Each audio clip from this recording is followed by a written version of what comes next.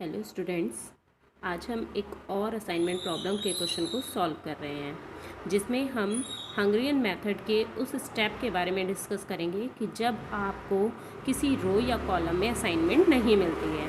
Okay, see this is the question. We have 5 rows and we have 5 columns in this, and the cost for the given assignment problem is given already in the question. Now we have to find the solution of the problem. So we will start the solution in step 1. First we will do row reduction, which is already we have done. Okay, for row reduction, what we have to find? We have to find minimum element. For the first row it is 8, minimum element for the row 2 it is 6, minimum element for the row 3 it is 12, minimum element for the row 4 it is 17, minimum element for the row 5 it is 10. Okay, and you know, for row reduction what we have to do? We have to subtract this minimum element, first minimum element, from all the elements of this row. We have to subtract it. So 11 minus 8 it is 3, 17 minus 8 it is 9, 8 minus 8 it is 0, 16 minus 8 it is 8, 20 minus 8 it is 12. Okay, in the same way you can find this table after doing row reduction. Okay, now come to the step 2. Step 2 is known as column reduction, and you know, for column reduction we have to find the minimum elements of the column of the above step. Minimum element in first column it is 1, in second column it is 0, in third column it is 0, fourth column it is 0, and in fifth column it is 4. In step 2 we will subtract these minimum elements from the corresponding column. Okay, so 3 minus 1 it is 2, 3 minus 1 it is 2, 1 minus 1 it is 0, 4 minus 1 it is 3, 4 minus 1 it is 3. Right, in the same way you can do the same work for all the remaining columns. After this, in third step we determine assignment. And मैंने आपको पहले ही बताया था, इस assignment को determine करने के लिए हमें क्या करना पड़ता है? हम उन रो से स्टार्ट करते हैं which contain single zero, meaning जिनमें सिंगल ज़ीरो होती हैं. तो आप क्या देख रहे हैं? In this first row single zero, in this second row there is single zero, in this third row there are 3 zeros, so we will leave this row. And in fourth row there is single zero, and in fifth row there is single zero. Okay, after performing the operation of the assignment we will do the same work for the column which contains only single zero. Right, so let's start to determine assignment. First, in first row single zero we will assign. जब हम इस zero को assign करते हैं तो इसके corresponding column में जितनी भी एक्स्ट्रा ज़ीरोज़ हैं हम उनको क्रॉस कर देंगे. In second row single zero हम इसको असाइन करेंगे, और इसको असाइन करने में इस कॉलम में जितनी एक्स्ट्रा ज़ीरोज़ हैं हम उनको क्रॉस कर देंगे. After that there are 3 zeros, we will leave that. In this there is single zero but it is already crossed, we will leave that. In this row there is single zero, we will assign that. And इस column में और extra zero होगी तो हम उसको cross कर देंगे. Now we will do this work for the columns. In this first column there is single zero, हम इस ज़ीरो को असाइन करेंगे. जब हम इस कॉलम में करें तो इस रो में जो भी एक्स्ट्रा ज़ीरोज़ हैं हम उनको क्रॉस कर देंगे. This is cross. Now in this column only single zero which is already assigned, in this already assigned, in this there is assignment, and in this 0 it is crossed. Right, now what you are seeing?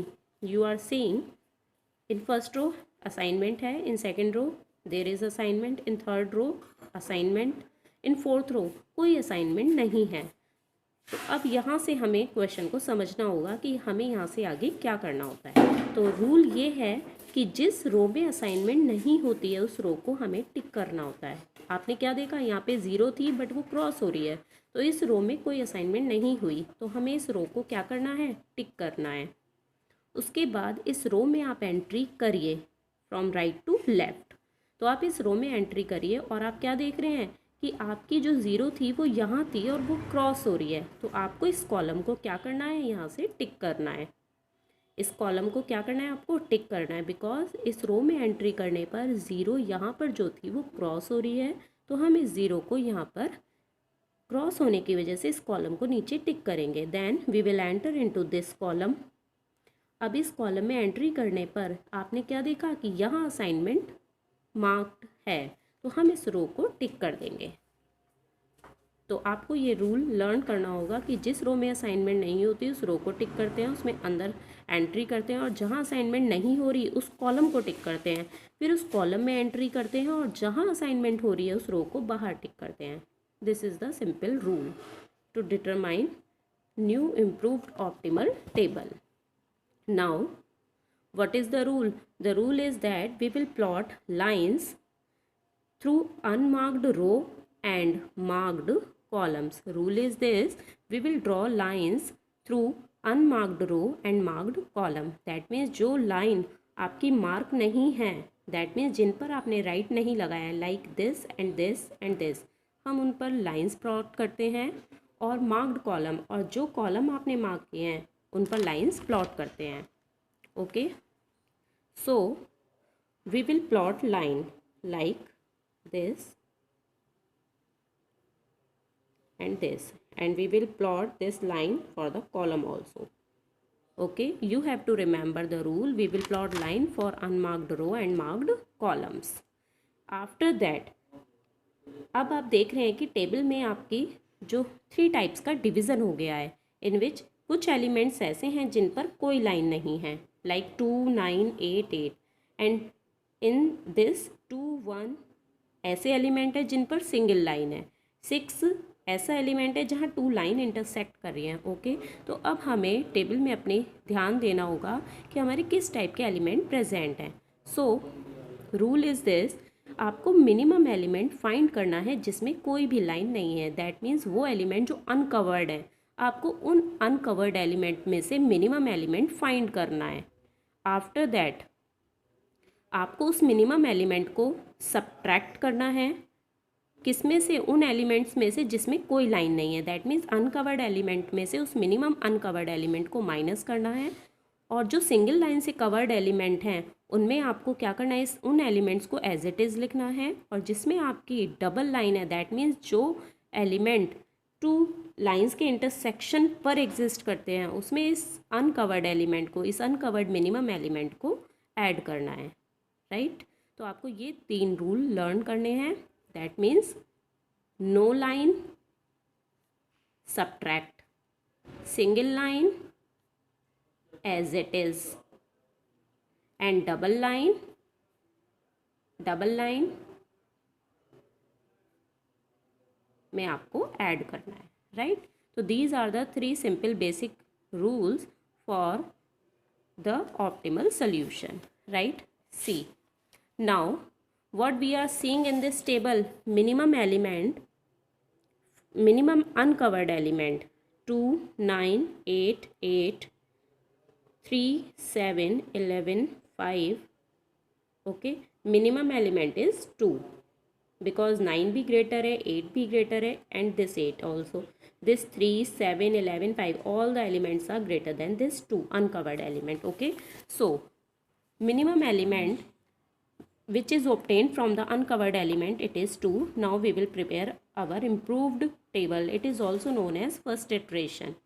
क्या rule आपको learn करना है कि जिसमें कोई line नहीं उसमें इस एलिमेंट को सब्ट्रैक्ट करके लिखना है, जिसमें सिंगल लाइन है उन एलिमेंट्स को एज इट इज़ लिखना है, जिसमें डबल लाइन है उसमें आपको इस मिनिमम एलिमेंट को ऐड करके लिखना है। Okay, now see,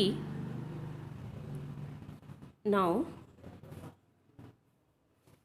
see the preceding table. This is 2, 2 minus 2, that means 0. So what you will write? 0. 9 minus 2 meaning 7. इसमें क्या है, 0 में आपकी सिंगल लाइन है, दैट मीन्स आपको इस 0 को एज इट इज़ लिखना है। 8 में कोई लाइन नहीं, दैट मीन्स 8 minus 2, 8 minus 2. तो what you will get? You will get 0, 7, 0, 6, 6. We will do again for the second line.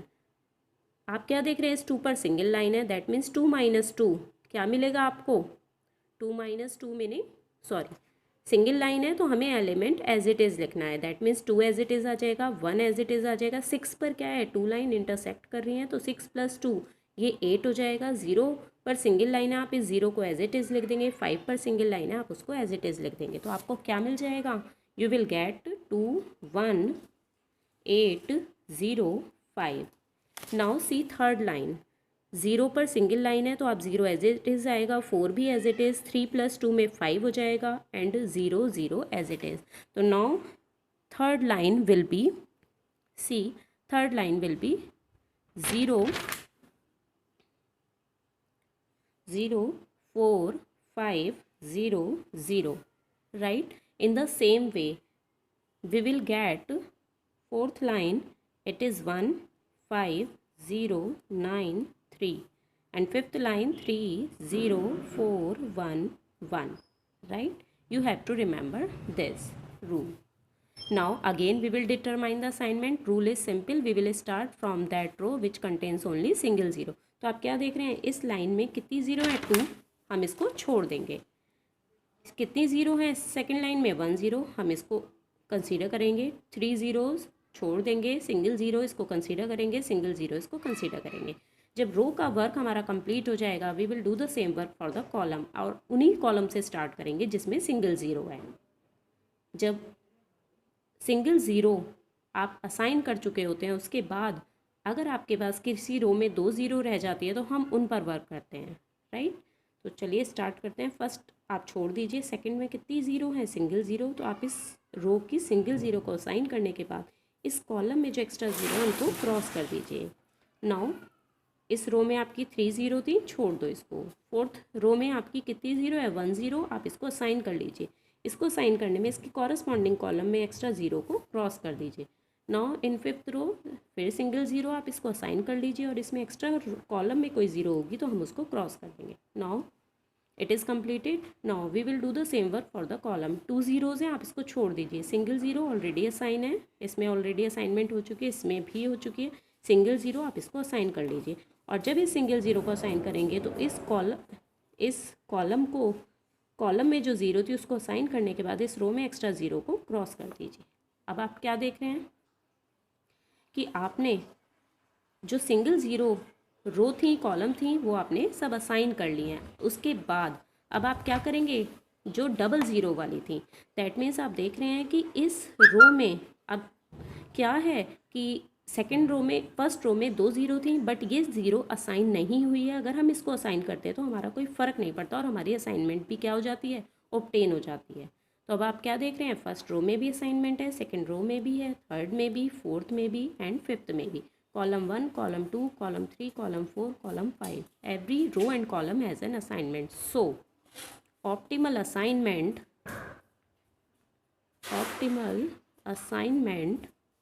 has been obtained. Now this is A, B, C, D, E. This is 1, 2, 3, 4, 5. Now A is assigned for job 1, B is assigned for job 4, C is assigned for job 5, D is assigned for job 3, E is assigned for job 2. Now the minimum cost equal, we will get this from the original problem. A is assigned for job 1 and for this the cost is 11. We will consider 11.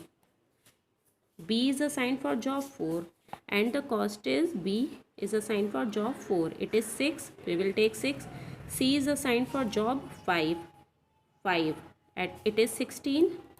D is assigned for job 3. Cost is 17 and E is assigned for job 2 and the cost is 10. Then you will get rupees 60 answer. Okay. This is the complete solution for this assignment problem. अब आप इसको try कर लीजिए। उसके बाद हम next class में discuss करेंगे maximisation problem. Okay, thank you class.